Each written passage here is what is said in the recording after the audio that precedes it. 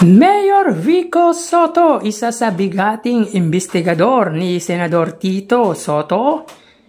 Yan ang pag-uusapan natin patungkol sa kinabibiliban, hinahangaan at pinakamahusay na punong lungsod sa buong bansa ngayong araw po. Pero bago natin talakayin yan mga kaparokya, kung gusto niyo ng gantong uri ng content ay maaaring pakisubscribe po ang aking YouTube channel. Paki-like and share na din po mga kaparokya para mas dumami po ang makapanood ng content natin. Maraming salamat po sa inyo mga kaparokya at sobrang salamat po sa lahat ng OFW na patuloy na sumusubaybay, patuloy na tumatangkilik or let's say yung mga solid viewers natin na Filipino working abroad. Naway mag-ingat po tayo kung nasan man po tayo dahil kayo po ang tunay na bayani ng bansang ito. Sobrang na-appreciate ko po kayo mga kaparokya.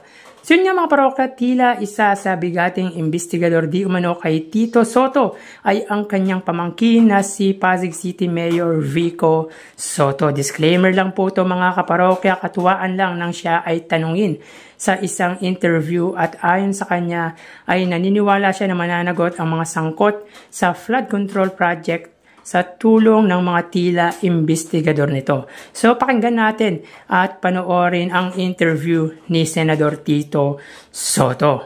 Tito Sen, kailan ho ba mag-iimbestiga ang Senado dahil sa kayo bilang minority leader, miyembro ho kayo lahat ng komite, no? Kailan po mag-iimbestiga dito po sa flood control project dyan po sa Senado? Yung investigador ko, nag-iimbestiga. At saka meron na rin ho na si Mayor Magalong may mga dokumento. Apo. Oo, magaling yun. Okay yun. Mabigat yung mga investigador ko. Si Ping Lacson, Benji Magalong, Vico Soto. Mabigat yung mga investigador ko. Lilitaw lahat ng baho nila dyan. Apo. Pero dito ho, Tito Sir, may mga panukala na kasi sa House, no, sabi nga ni Presidential Son, Majority Leader Sandro Marcos na mas maganda wag mag-imbestiga yung House, no, dahil sa may mga di umano nasangkot na kongresista sa Senado, baka lumabas na may sangkot di umano na senador, sa lang, independent body o kaya daw mag-imbestiga. Napasan mo. Kasi, pwede. Yung gusto ng presidente na magkaroon ng independent body to investigate, pwede rin. Ganda rin yun. Pero hindi may iwasan sa amin sa Senado na mag-investigate. Lalo na sa amin. Hindi namin alam yung records sa House. Basta importante sa amin yung dumating sa amin sa GAP.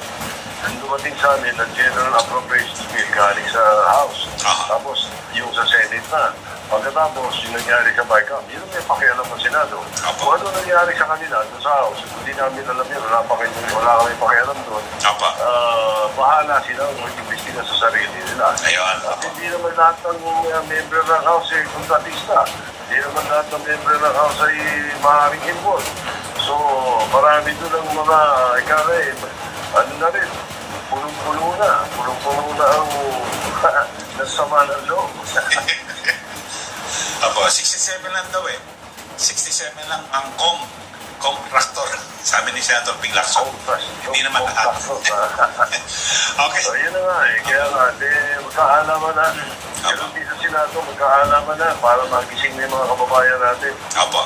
Di ba? Yes, apo. Yung sinusuportahan natin, ano pa na?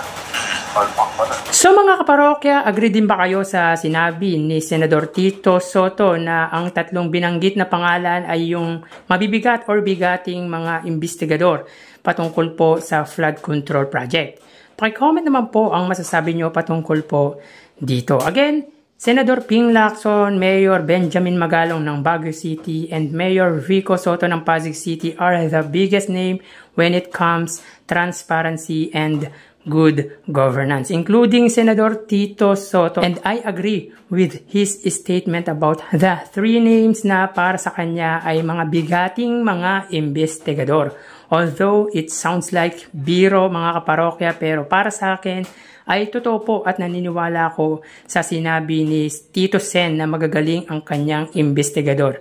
Bakit kanyo mga kaparokya, bago pa pumutok ang issue about that, the two gentlemen Mayor Magalong and Mayor Vico Soto are the one who very vocal about corruption through flood control project. Lalo na nung time na pumasok sa politika ang nakalaban ni Mayor Vico Soto na si Sara Diskaya na isa sa malalaking kontraktor na ibinunyag ng Pangulong Bongbong Marcos last Monday morning.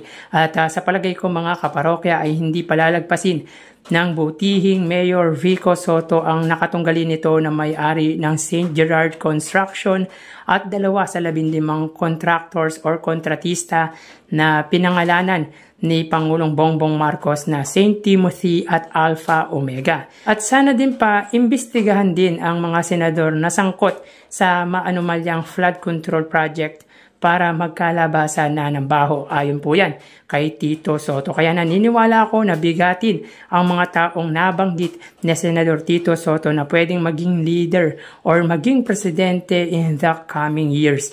Mayor Magalong could be considered as president by 2028 national election. Even Senador Panfilo Lacson.